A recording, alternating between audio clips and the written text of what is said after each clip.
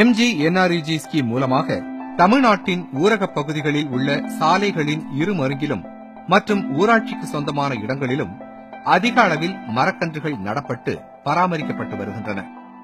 அப்பணியில் தற்பொழுது ஒரு புதிய வழிமுறையினை வருவாய் நிர்வாக ஆணையாளர் முதன்மை செயலாளர் முனைவர் கே. சத்யகோபால் அவர்கள் அறிமுகப்படுத்தியுள்ளார். அதனை தற்பொழுது நாம் காண்போம்.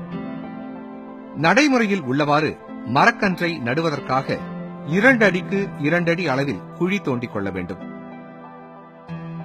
படத்தில் பார்ப்பது போல் 10 சென்டிமீட்டர் அதாவது 4 இன்ச் விட்டம் கொண்ட PVC பைப்பை 3 முதல் 4 அடி நீளத்திற்கு தயார் செய்து அதன் ஒரு முனையில் 2 கைகளின் விரல்களும் உள்ளே செல்லும் அளவிற்கு வெட்டிக் கொள்ள வேண்டும்.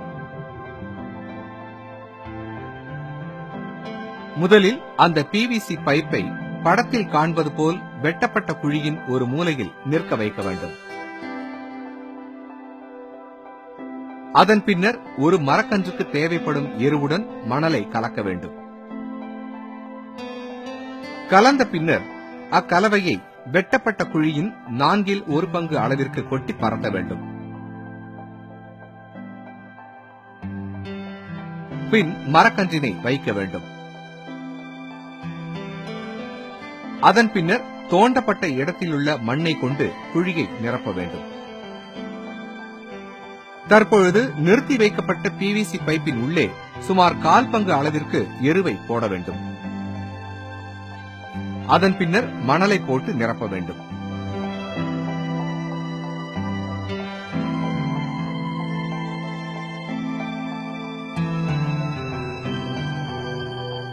அதன் பின்னர் கவனமாக அந்த PVC பைப்பை எடுக்க வேண்டும்.